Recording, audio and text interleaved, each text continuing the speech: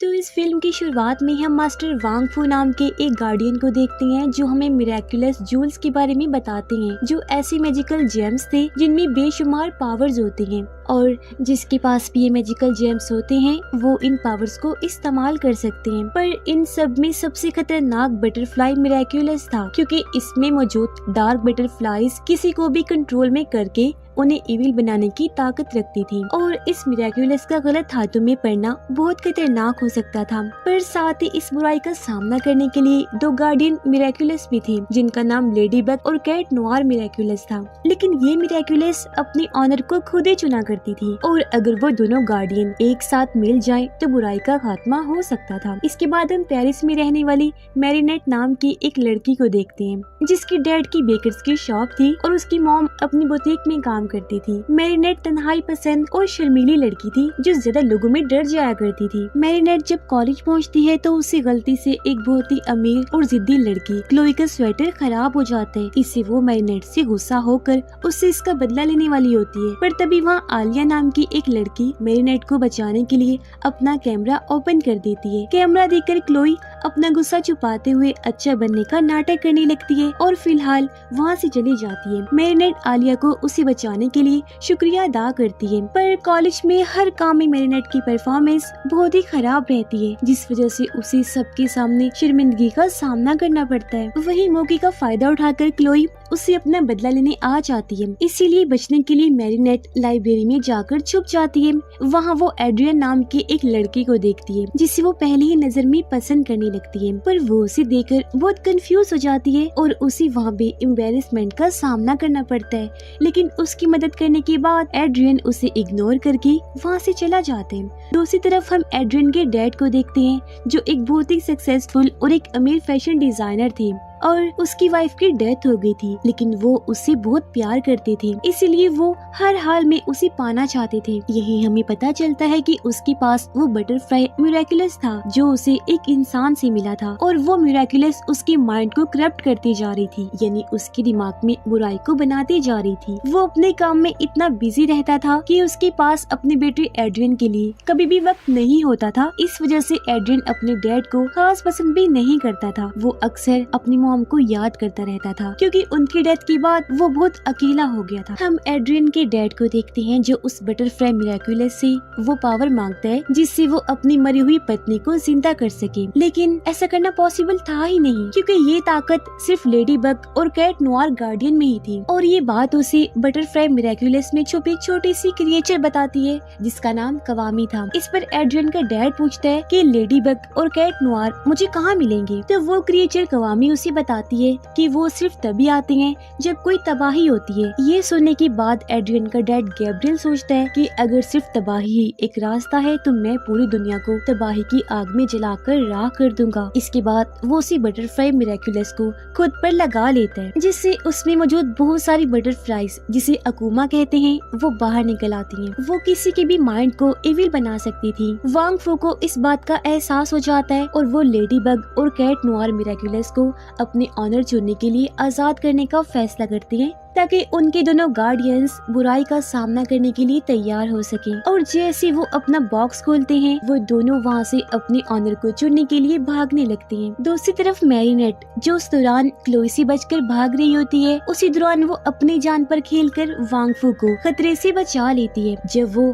Miraculous को बचा रहे थे। वांग फू ये देखकर बहुत सरप्राइज होता है और उन दो जेम्स में से वो लेडी बग इयररिंग मैरीनेट के बैग में जाकर छुप जाता है। वांग फू समझ आता है कि मैरीनेट ही लेडी बग बनने के लिए चुनी गई है, पर जैसे वो वापस से क्लोई को देखती है वहाँ से भाग जाती है। वो किसी तरह एक गली में छुपकर उससे अपना पीछा छुड़वा लेती है, पर तभी वो वहाँ से एक कॉर्नर शॉप में जा पहुँचती है। वहाँ जब वो उस इयररिंग को देखती है तो उसे बहुत अजीब लगता है, पर जैसे वो उसे पहनती है उसमें मौजूद कवामी बाहर निकलती है। मैरीनेट उसे पहली बार देखते ही बहुत घबराने लगती है और कवामी उसे चुप कराती है और उसे खुद को इंट्रोड्यूस करती है। वो उसे सब कुछ बता देती है और फाइनली फाइनली उसमें समा कर उसे लेडी बग में ट्रांसफॉर्म कर देती है। दूसरी तरफ हम देखते हैं कि गैब्रियल द्वारा रिलीज की गई एक अकूमा बटरफ्लाई एक इंसान के अंदर समा कर उसके माइंड को अपने कंट्रोल में कर लेती है, जिसके बाद वो एक जॉइंट क्रिएचर में ट्रांसफॉर्म हो जाता है। इधर वो कैट रिंग यानी कैट नोयर एड्रियन को अपने ऑनर के रूप में चुनता है। उसे जैसे जॉइंट क्रिएचर का पता चलता है वो उसका सामना करने निकल जाता है, पर वही वो पहली बार लेडी बग से मिलता है। वहाँ वो दोनों हीरोज पहली बार एक दूसरे से मिलकर बिल्कुल भी इम्प्रेस नहीं होते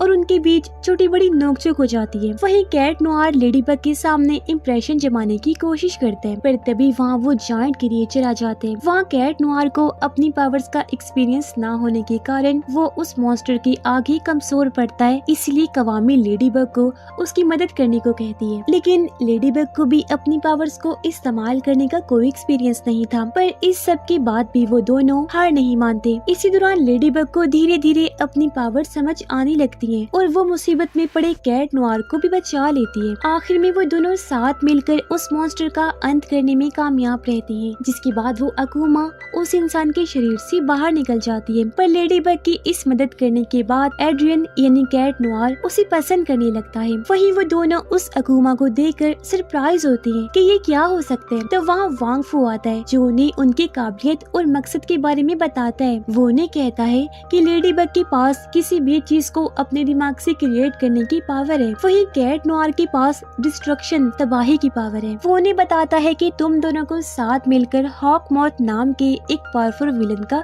सामना करना है और वो ही इन अकूमा को लोगों को इविल बनाने के लिए रिलीज कर रहा है, इसलिए तुम दोनों को साथ मिलकर काम करना होगा। पर लेडी बग कैट नोयर की आदत से तंग आकर वहाँ से चली जाती है, लेकिन कैट नोयर एड्रियन उसे पसंद करने लगता है और घर पहुंचकर उसके बारे में सोचने लगता है। वो किसी तरह लेडी बग से दोस्ती करना चाहता था, पर इधर मैरीनेट आज के हुए खौफनाक हादसे के बाद बहुत डर चुकी थी, इसीलिए वो वापस लेडी बग नहीं बनना चाहती थी। वो कवामी को किसी और को अपना ऑनर चुनने को कहती है, पर हर बार वो किसी तरह उसके पास चली ही जाती है। इधर बटरफ्लाई मिरेकुलस की कवामी गैब्रियल से कहती है कि तुम अपनी वाइफ को वापस लाने की चाहत में बुराई को अपनाते जा रही हो। वो इन अकूमा बटरफ्लाईज के जरिए लोगों को इविल बनाकर दुनिया को तबाही की ओर ले जा रहा है, पर वो उसकी बात को नहीं सुनता और खुद को भी इस मिरेकुलस की ताकत से हॉक मॉथ में बदल लेता है। वो जल्द से जल्द लेडी बग और कैट नोयर से मिलने के बाद दुनिया को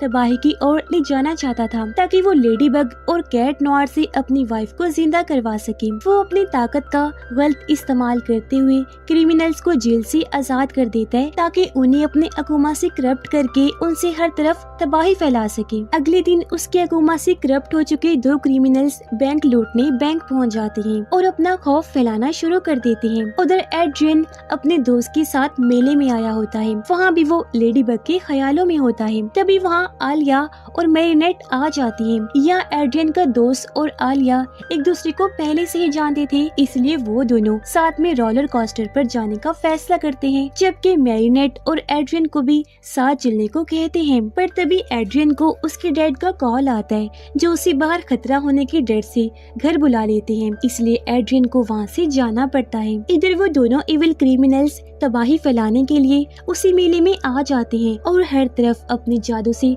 तबाही मचाने लगते हैं। साथ ही उनके खतरनाक मैजिक से वहाँ का फेरिस व्हील भी बैलेंस खोकर नीचे गिर जाता है।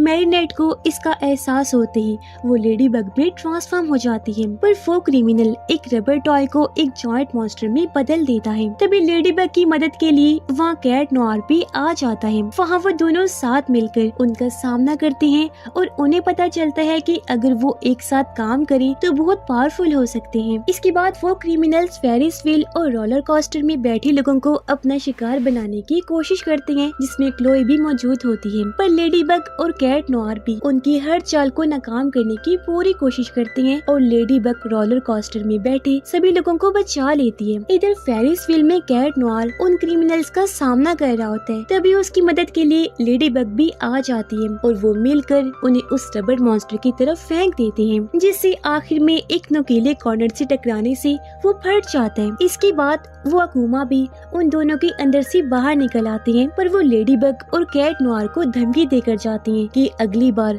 वो कोई रहम नहीं करेंगे। यहाँ मौजूद लोग लेडी बग और कैट नोयर के काम से बहुत इम्प्रेस होते हैं और वो जल्दी लोगों के बीच काफी फेमस हो जाते हैं। इस दौरान वो अकूमस दोबारा अकूमेटाइज्ड किए गए बहुत से मॉन्स्टर्स का भी सामना करते हैं और हर जगह से उसकी बुराई को खत्म करने के मिशन में लगे रहते हैं। और उनकी बढ़ती पॉपुलैरिटी को देखकर गैब्रियल को बहुत जलन होती है। समय के साथ लेडी बग और कैट नोयर अपनी पावर का इस्तेमाल करने में माहिर हो जाते हैं और साथ ही इस दौरान वो रियल लाइफ में अपनी असली आइडेंटिटी को सीक्रेट यानी खुफिया ही रखते हैं। अब तक लेडी बग और कैट नोयर एक दूसरे को पहले से और भी बेहतर समझने लगे थे और लेडी बग का साथ पाकर कैट नोयर भी बहुत खुश था। एक दिन वो मौका पाकर लेडी बग को अपने मन की बात बता देते हैं, पर असल में वो एड्रियन को पसंद करती थी और उसे पता नहीं था कि कैट नोयर ही एड्रियन था, इसलिए वो उसे मना कर देती है और अगले दिन हिम्मत करके एड्रियन को प्रपोज कर देती है। पर एड्रियन भी लेडी बग को पसंद करता था, इसलिए मैरीनेट की सच्चाई से अनजान होने के कारण वो उसे मना कर देता है। इधर गैब्रियल लगातार इतने सारे अटेम्प्ट्स में फेल होने के बाद तंग आ चुका था और अब वो फाइनली लेडी बग और कैट नोयर को ही मारकर उनसे मिरेकुलस को हासिल करने का फैसला करता है ताकि वो खुद ही उनके मिरेकुलस की पावर्स को इस्तेमाल करके अपनी वाइफ को रिवाइव कर सके। इसीलिए वो अपनी तबाही फैलाना शुरू कर देता है। ये देखते ही मैरीनेट लेडी बग में ट्रांसफॉर्म होकर उसे रोकने पहुंच जाती है, पर उसी दौरान एड्रियन अपने कमरे में सो रहा होता है। इसीलिए मैरीनेट के लिए गैब्रियल यानी हॉकमॉथ को रोकना बहुत मुश्किल होता है। पर जैसे एड्रियन को इसका पता चलता है वो वहाँ पहुँच जाता है। लेडी बग को लगता है कि हॉकमॉथ भी बहुत पावरफुल है, वो इतनी आसानी से उसका सामना नहीं कर सकती और कैट नोयर जोश में आकर उसका सामना करने के लिए खुद ही ब्रिज के ऊपर पहुंच जाता है, पर वो हॉकमॉथ पर सही तरह से वार नहीं कर सकता और वो ब्रिज टूटने से नीचे पानी में आकर गिर जाता है। उसे बचाने के लिए लेडी बग उसे पानी से बाहर निकालती है, पर फिलहाल वो होश में नहीं होता। तभी वहाँ पर हॉकमॉथ भी आ जाता है। वो इसके बाद लेडी बग को अपना अगला शिकार बना लेता है। वो उसके मिरेकुलस इयररिंग को उससे छीन कर दूर फेंक देता है, जिससे मैरीनेट अपनी असली शक्ल में आ जाती है। लेडी बग के मिरेकुलस को पाकर वो और भी ज्यादा पावरफुल हो जाता है। इसके बाद वो कैट नोयर से भी मिरेकुलस लेने लगता है। कैट नोयर को इस हालत में देखकर मैरीनेट बहुत मजबूर हो जाती है, लेकिन तब उसके सामने उसकी कवामी आती है जो उसे हिम्मत करके उठने के लिए मोटिवेट करती है और तब वो कैट नोयर को हॉकमॉथ से बचाने की कोशिश करती है। लेकिन मास्क टूटने की वजह से हॉकमॉथ को कैट नोयर की आइडेंटिटी पता चल जाती है। उसे पता चल जाता है कि कैट नोयर उसका बेटा एड्रियन ही है, तो उसे समझ आने लगता है कि उसने ये तबाही शुरू करके कितनी बड़ी गलती की है। इसलिए वो जल्दी अपनी तबाही को रोकना शुरू कर देता है और फाइनली अपने असली नेचर में वापिस आ जाते हैं। एड्रियन ये देखकर बहुत शॉक हो जाता है कि इस शहर को बर्बाद करने वाले उसके डैडी थे। तब गैब्रियल उससे इस सब के लिए माफी मांगते हैं और कहता है कि मैं तुम्हारी मॉम को वापस लाने के मकसद में इतना पागल हो गया था कि मैं सही गलत का फर्क भी भूल गया था, लेकिन अब मुझे अपने की का बहुत पछतावा है। पर यहाँ एड्रियन अपने डैड को संभालते हुए उन्हें गले से लगाता है और उन्हें माफ कर देते हैं और आखिर में मैरीनेट को वापस अपना मिरेकुलस वापस मिल जाते हैं और वो अपनी पावर ऑफ क्रिएशन को यूज करती है और पूरे शहर को पहले जैसा बना देती है जो तबाही गैब्रियल के द्वारा हुई थी। एंड में मैरीनेट और एड्रियन को एक दूसरे के बारे में पता चल जाते हैं, जिस वजह से वो बहुत खुश हो जाते हैं और फाइनली एक दूसरे को प्रपोज कर देती हैं। और इसी हैप्पी एंडिंग के साथ ही ये शानदार कहानी इधर ही खत्म हो जाती है। आई होप आपको स्टोरी पसंद आई होगी। कमेंट बॉक्स में जरूर बताइएगा। And finally thanks for watching.